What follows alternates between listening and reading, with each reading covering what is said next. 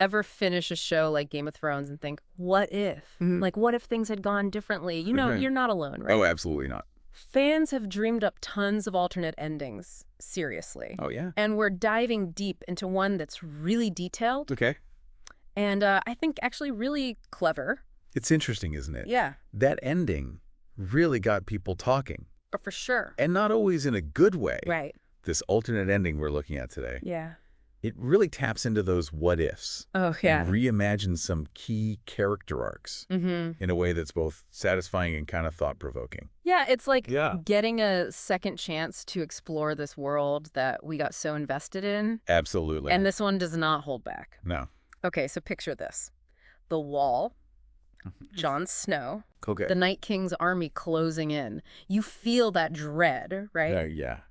Just when all hope seems lost, a voice cuts through the chaos. Okay. And it's described as like from beyond the grave, Right. belonging to, wait for it, Ned Stark. Talk about a way to grab your attention. Right. Ned Stark back from the dead. I know. Right in the thick of the final battle. Yeah. Almost poetic justice, don't you think? Totally. But hold on, it gets even better. He's not a white. Wow. He's not some mindless puppet. Right. He's back with all his memories, Right. his sense of honor. Wow. And get this, the way they describe it, his eyes glowing in eerie blue. Ooh.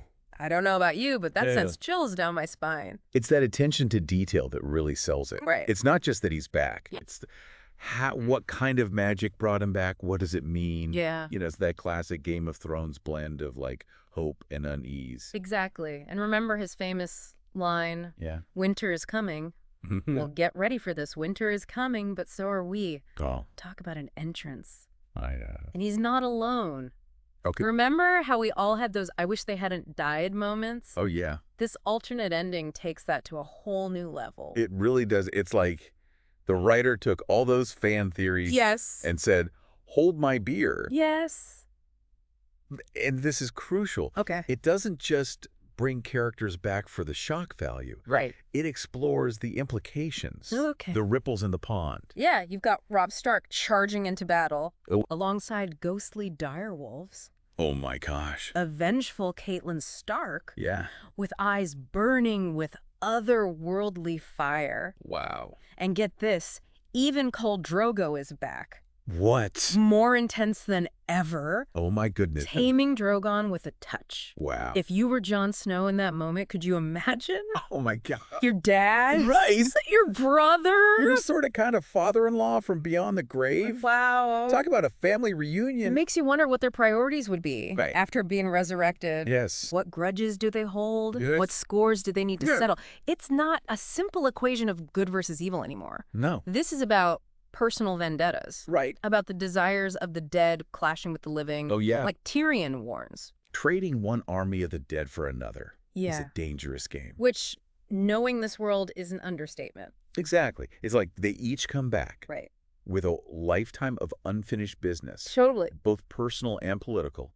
Oh, yeah. Imagine the knowledge they bring back. Oh, yeah. Rob, Oh, yeah. scarred by betrayal. Right. Caitlyn, Oh, yeah. driven by a mother's grief. Oh, my God. And Drogo, well, he's Yeah. always a force of nature. Yeah. Now imagine them amplified Yeah. by whatever magic brought them back. Okay, let's talk about the political earthquake this sets off. Oh, yeah. I mean, we're talking about shattered successions, alliances strained to the breaking point.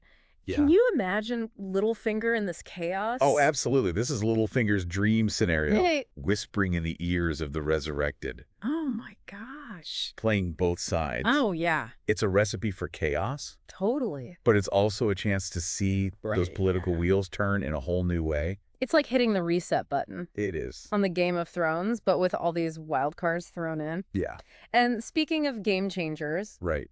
let's talk about the final battle. Okay. It's still there, that epic showdown Right. for the fate of Westeros. Right. But with the Resurrected in play, Yeah. it's less about good versus evil. Right. It's more about Yeah. a clash of ideologies, Oh, yeah. a tapestry of alliances, Totally. both old and new, living and resurrected. It's true. What's interesting is how this alternate ending Yeah. reimagines certain characters, like Right. Bran. Okay.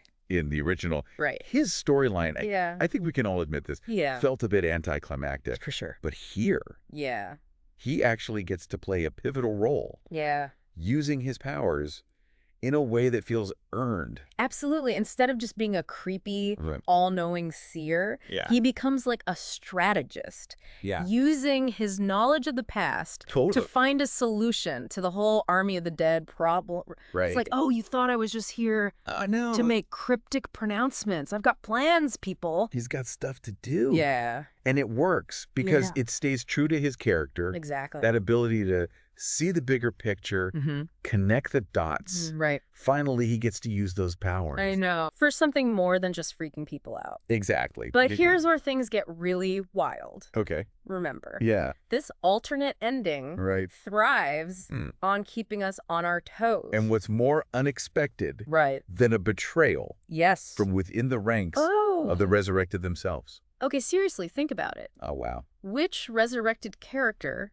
is most likely to switch sides? Right. Did Robb come back more bitter than ever? Okay. Is Catelyn out for revenge against anyone who wronged her family? Who's true? Who would you bet on? Or maybe it's someone whose motives were always a little murkier, whose ambitions are now amplified tenfold after coming back. Totally. The possibilities are endless. And that's what makes it so compelling. It's like just when you think you know how this story is going to play out, bam, another twist. Exactly. But what I find even more fascinating is what happens after the battle. Okay. Because in this version of Westeros, winning the Iron Throne isn't the end game. Exactly. It goes beyond who sits on the Iron Throne. Right. This alternate ending grapples with the much bigger question. Okay. What kind of world emerges from the ashes of such a cataclysmic event? And it doesn't shy away from the complexities. No, doesn't. Like the Iron Throne itself. Melted down. Wow. Gone. Okay. No more fighting over a symbol of absolute power. Right. Instead, they establish a council. Okay. The Round Table, where the living and the resurrected have a voice. It's a powerful statement. Right. Breaking the cycle. Yeah. Recognizing that the old ways led to this near apocalypse. It's true.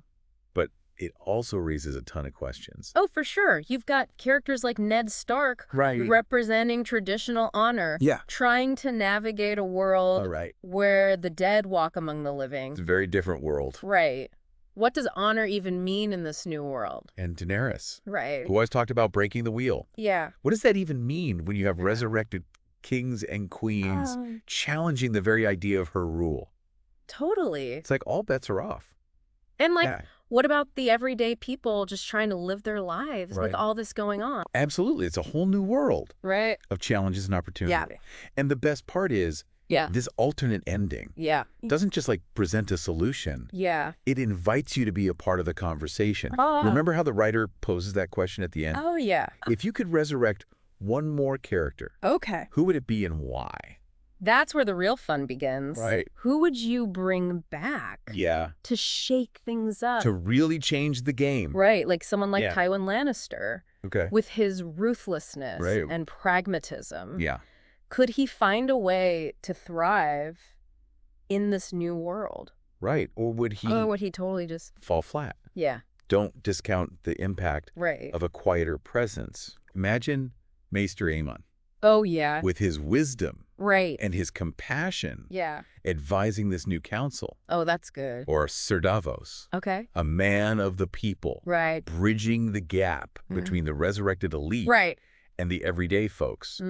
Just trying to make sense of it all. Ooh. What about Hodor? Okay.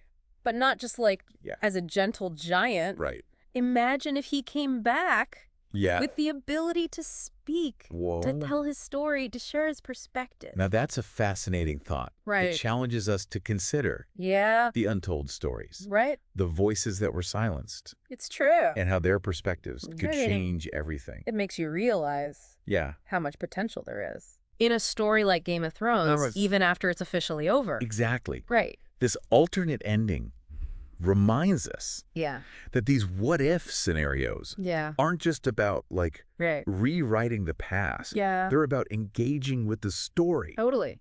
On a deeper level. Yeah. Questioning our assumptions, For sure. exploring new possibilities. It's a testament to the power of a good story. It is. That even years later, even after that finale, we don't talk about the finale. We don't talk about the finale. You're still finding new ways to explore this world and these characters. Exactly. So tell me, who would you resurrect? Yeah. And what mark would they leave on this new Westeros? It's a big question. Thanks for joining us on this deep dive. This was fun. Until next time.